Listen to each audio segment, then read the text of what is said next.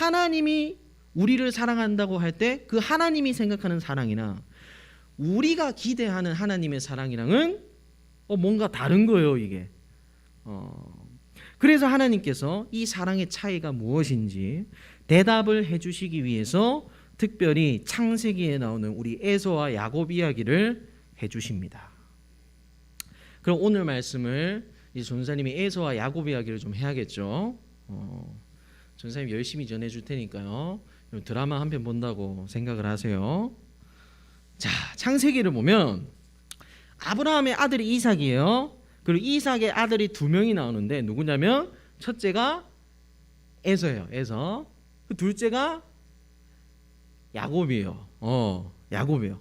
여러분 이 둘에게는 출생의 비밀이 있었어요. 우리 드라마에서도 나오잖아요. 출생의 비밀. 무슨 출생의 비밀이 있었냐면 이 둘이 태어나지도 않았고 뭔가 자기 손으로 직접 죄를 짓지도 않았는데 하나님께서 야곱을 선택하셨어요. 야곱을 자기의 자녀로 부르셨어요. 이유가 뭐게요? 이유가 뭘까요? 모릅니다. 하나님만이 아세요. 하나님의 뜻이에요. 하나님의 주권이에요. 그런데 반대로 첫째인 에서는 하나님께서 선택하지 않으셨어요. 자신의 자녀로 부르시지 않았어요. 이게 언제 일어났다요, 여러분? 태어나지도 않았을 때 일어난 일이라고요. 그렇게 에서와 야곱은 이란성 쌍둥이로 둘이 태어났어요. 그런데 에서는 이제 막 점점 자라는데 우리 MBTI로 따지면은 성격이 이 땡땡땡땡인 거예요. 그러니까 어때요? 외향이에요. 밖에 나가서 뭐 인싸요, 인싸. 들판에 나가지고 뭐 곰 잡고 뭐 호랑이는 없겠죠? 거기에 하여튼 짐승 잡고 사냥하고 고기 가져오고 뛰어다니고 이런 거 좋아하고. 그런데 반대로 이 둘째 야곱은 아이예요. 내향형이에요. 맨날 저기 집에서 책 보고 쉬고 누워서 노래하고 요리하고 이런 거 좋아하는. 자, 여러분 이 둘 중에서 누가 더 하나님을 사랑할 것 같아요? 우리가 겉으로만 봤을 때는 막 활동적이고 뭐 하나님 이야기 좀 하는 것 같고 열심히 뭔가를 하는 것 같으면은 당연히 에서가 하나님을 더 사랑하지 않을까라고 하지만, 그런데 야곱과는 다르게 에서는요 하나님에 대한 별 관심이 없었어요. 하나님의 약속, 사랑, 구원 이런 거에는 별 관심이 없는 사람이었어요. 이걸 어떻게 할 수 있냐면 우리가 아주 그 유명한 이야기 있어요. 여러분 초등부 시절 때부터 그 팥죽 이야기라고 기억을 하는지 모르겠어요. 어느 날 에서 형님이 사냥을 해가지고 돌아왔어요. 집에 아주 힘들었나 봐요. 그래서 그때 마침 동생 야곱이 뭘 쓰고 있어요? 팥죽을 쓰고 있었던 거예요. 냄새만 맡아도 기절하겠는 거예요. 그래서 동생 야곱한테 야, 너 그 팥죽 좀 나한테 좀 줘라. 나 배고프다. 여러분 같으면 어떻게 하겠어요? 자, 은식이가 이 바쁜 이 누나가 학원을 끝내고 집에 왔는데 은식이가 집에서 로제 떡볶이를 하고 있는 거예요. 그래서 규현이가 야 그거 좀 달라. 그럼 줄 거야 안 줄 거예요? 안 준다고? 줘야 되는 거 아니에요? 안 주겠다요? 그러면 안 되는데. 자, 준다는 가정하에 우리는 일반적으로 줍니다. 자, 일반적으로는 줘요. 뭐 그래 뭐 이거 뭐라고. 그런데 문제는 뭐예요? 야곱이 뭐라고 했냐면요. 오케이 형 팥죽 줄 테니까 소원 하나만 들어줘. 뭔데? 형님의 첫째 권한을 나한테 줘. 이것을 좀 우리 있어 보이는 말로 표현하면 장자권이라고 해요. 이 당시는 첫째 권한이 진짜 중요했어요. 뭐 장남 장녀 이런 얘기 있잖아요. 첫째 권한이 곧 이 온 이 아브라함 부족의 대표였어요. 대표의 의미였어요. 그 대표의 권한은 나한테 줘. 그러니까 에서가 뭐라고 했어요? 야, 그 첫째 권한 그까짓 게 대주냐? 팥죽 그냥 먹을게. 가져가. 그리고 팥죽이랑 장자권을 교환을 했어요.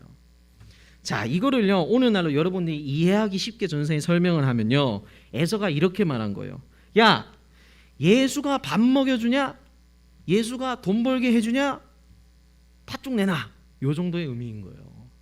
이게 에서의 말에서 나온 거예요. 그러니까 에서는요 하나님을 믿는 모양은 있지만 정작 이 에서의 말을 보면 어때요? 하나님을 진정으로 믿는 사람은 아니었던 거예요. 대화에서 사람의 가치관이 드러나잖아요. 그래서 에서와 야곱의 인생이 이 팥죽 사건 하나 이후로부터 완전히 다른 인생으로 나아가게 돼요. 그런데 어느 날 이 에서가 이 자기 동생 야곱이 자신을 등쳐먹고 속였다는 사실을 알게 된 거예요. 이 야곱도 가만히 보면 진짜 나쁘잖아요. 그죠? 형을 이렇게 속여가지고 아무리 하나님이 선택하셨다 해도 하나님이 이 야곱한테 복을 주셔야지 자기 힘으로 복을 이렇게 가로채 가려는 거죠. 사기꾼처럼. 그래서 이 사실을 이제 선을 넘어버려서 알게 된 거예요, 에서가. 그래서 야곱을 죽일 각오를 하고 있었어요. 그때 야곱의 어머니가 이렇게 말했어요. 야, 야곱아, 너 이러다가 네 형한테 죽는다. 네 형 성질해야지. 너 잠깐만 저 수천리 너머에 살고 있는 외삼촌 집에 좀 머물다가 와. 네 형은 내가 잘 처리해 놓을게. 그래서 야곱이 이 에서 때문에 집에서 쫓겨나게 됩니다. 그리고 외삼촌 집으로 정말 수천리 길을 나그네가 되어서 걸어가는데요. 어느 날 이 야곱이 너무 지치고 힘든 거예요. 그래서 그냥 길바닥에 돌 하나 주워가지고 베개 사면서 깔고 노숙을 하게 됩니다. 여러분, 이 당시 문화는 굉장히 특이해요. 어떤 나그네가 마을을 지나가다가 사람들한테 막 이렇게 대접을 못 받고 뭐 노숙을 하게 된다. 그러면 그 마을 전체의 수치였어요. 그 마을 전체의 부끄러움이었어요. 이게 나그네 환대 문화라고 해가지고요. 길 가는 나그네가 있으면요, 나그네님 저희 집에 오셔가지고 밥 좀 드세요. 뭐 자고 가세요. 이렇게 대접을 하는 게 하나의 문화였어요. 그런데 여러분, 지금 야곱이 어떻게 하고 있다고요? 노숙자 신세가 된 거예요. 길바닥에 그냥 베개 하나 주워가지고 노숙하고 있는 거예요. 여러분, 이게 무엇을 의미하냐면요, 팥죽 사건 이후로부터 야곱이 뭐 하나님의 길을 갖고 잘 풀려야 되는데 그게 아니라 반대로 철저하게 세상으로부터 버림받고 소외받았다는 걸 의미해요. 아무도 야곱을 환영하지 않는 거예요. 모든 마을들이 야곱을 다 거절하고요. 세상으로부터 버림받고 의지할 곳도 없고 비참한 상황이 야곱한테 계속 이어지는 거예요. 그런데 야곱이 그곳에서 잠을 자다가 꿈을 꾸게 돼요. 그래서 꿈에서 보니까 우리 지난번에 큐티에도 나왔는데 하늘에서 사다리가 이렇게 쭉 하고 내려오는 거예요. 이게 무슨 의미냐면 하나님께서 야곱한테 찾아오신다는 것을 의미해요. 야곱의 인생에서 공식적으로 하나님이 찾아오신 순간이에요. 그러더니 하나님이 이렇게 말씀하셨어요. 야곱아, 네가 지금 누워있는 이 땅 내가 다 줄게. 그리고 내가 너를 다시 이곳으로 돌아오게 해줄게. 내가 너와 함께하고 내가 너를 지켜줄게. 자, 하나님이 이렇게 약속하셨어요. 그럼 어떻게 하셔야 돼요? 정상 같으면 바로 집으로 돌아가게 하셔야지, 그죠? 근데 그게 아니라, 자, 이 말이 떨어지기 무섭게 야곱이 외삼촌 집에 가게 됩니다. 그리고 외삼촌 집에서 우리가 흔히 말하는 임금 착취를 당하게 됩니다. 돈을 다 떼어 먹습니다, 외삼촌이. 그리고 노동 착취를 당합니다. 무려 몇 년 동안요? 20년 동안. 자, 20년 동안 집에서 못 가고 외삼촌 집에만 갇혀가지고 하필 거기서 또 가족을 잃어버렸어요. 그래가지고 아주 눈물겹게 착취를 당하면서 그렇게 살게 됩니다. 그러다가 무려 20년 만에 재산을 조금 받아가지고 나와서 다시 집으로 돌아가게 됐어요. 그런데 돌아오자마자 또 기가 막힌 사건들이 벌어져요. 자기의 딸 디나라고 하는 이 딸이 강간을 당합니다. 또 조금 있다가 형제들끼리 싸웠는지 뭐 했는지 자신이 가장 사랑하는 아들이었던 요셉이 죽었다는 소식을 듣게 돼요. 그럼 오열을 하잖아요. 그러다가 야곱이 이 죽을 때가 말년이 돼가지고는 가뭄이 또 크게 한 번 덮쳐요. 그래서 외삼촌 집에서 악착같이 벌었던 그 재산을 다 날려먹습니다. 비트코인 다 날아간 거예요. 재산은 다 날리고 결국에는 어떻게 해요? 이집트라는 나라의 식객으로 들어가서 붙어서 살다가 자신의 고향 땅도 다시 한번 밟아보지 못하고 죽게 됩니다. 이게 야곱의 인생이에요. 팥죽 사건 이후로 야곱의 인생이 이렇습니다. 자, 그럼 여러분한테 물어보겠습니다. 이게 야곱을 하나님이 사랑하신 거예요? 어때요? 이게 사랑하신 거예요?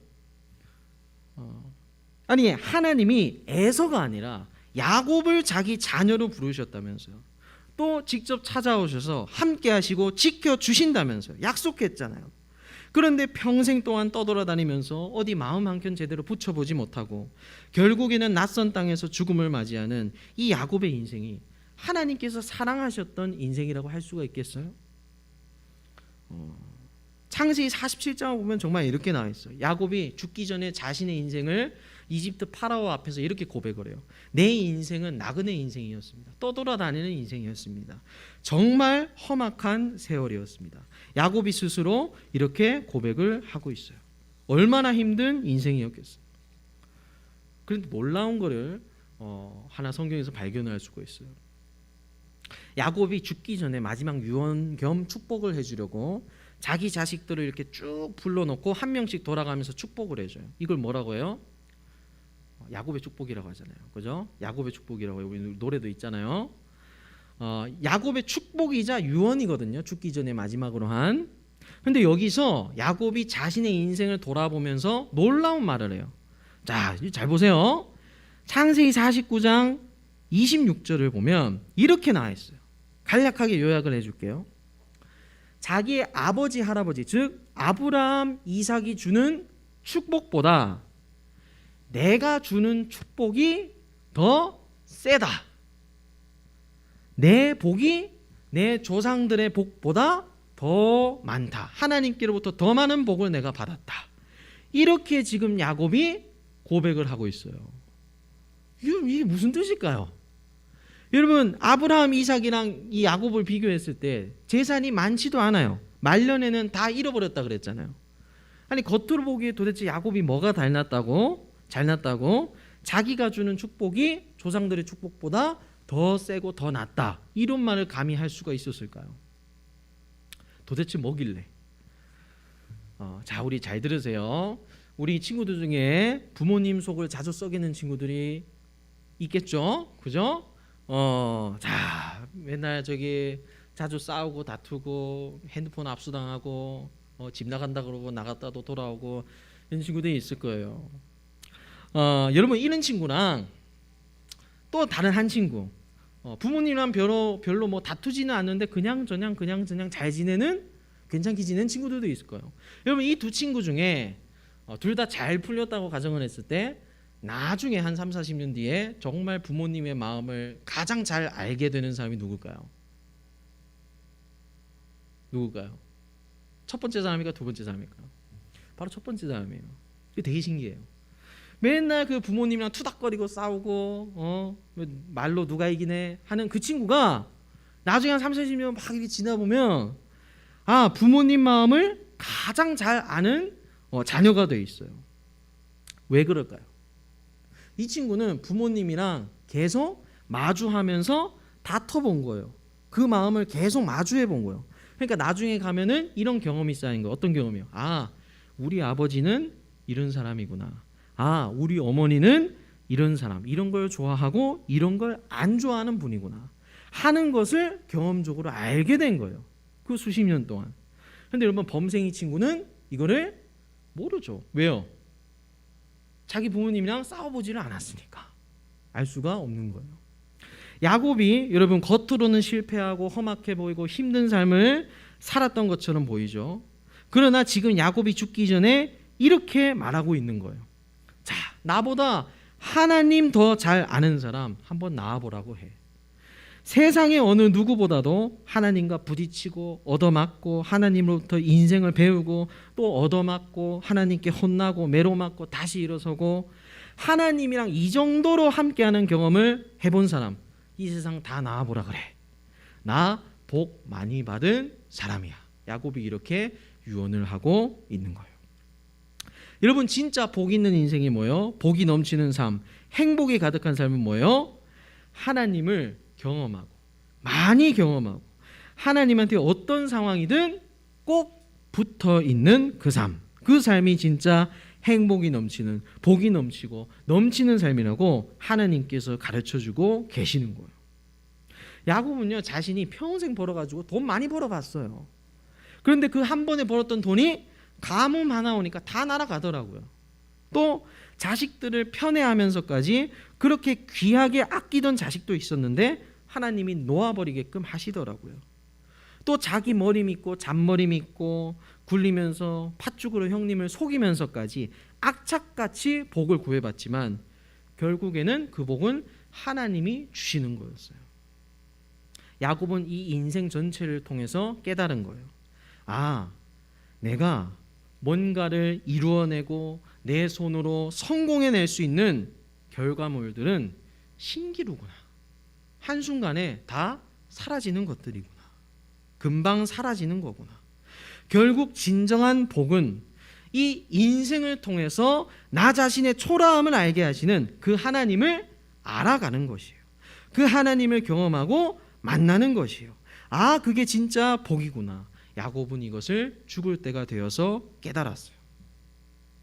그러면 처음 질문으로 다시 돌아올게요. 자, 내가 너희를 사랑하고 있어. 하나님께서 말씀하셨어요. 그럼 우리가 되묻죠. 하나님, 이게 우리를 사랑한 거예요? 하나님이 이렇게 팍팍하고 삶이든 학업이든 진로든 가정이든 이게 나를 사랑하신다는 그 삶이에요? 자, 우리가 기대하는 이 사랑과 하나님이 우리를 사랑하신다고 하는 그 사랑 사이에는 커다란 벽이 있어요. 무슨 벽이에요? 현실의 벽이에요. 고난의 벽이에요. 고통의 벽이에요. 그러나 그 벽이 다 무너지고, 벽이란 벽이 결국 다 무너지고 결국에 주님과 나만 둘만 탁 남았을 때 그 인생을 우리는 하나님이 참 사랑하시는 인생이다, 복 많이 받은 인생이다 라고 한답니다. 그래서 마지막으로 옆 사람이랑 우리 좀 이렇게 인사를 했으면 좋겠습니다. 자, 새해 하나님 복 많이 받으세요. 새해 하나님 복 많이 받으세요. 자, 여러분의 인생이 하나님에 의해서 다뤄지고 또 그것을 통해서 하나님을 만나고 경험하는 그 귀한 복이 앞으로도 넘쳐나기를 소망합니다. 아멘. 자, 오늘 찬양 아름다우신 함께 찬양하도록 하겠습니다.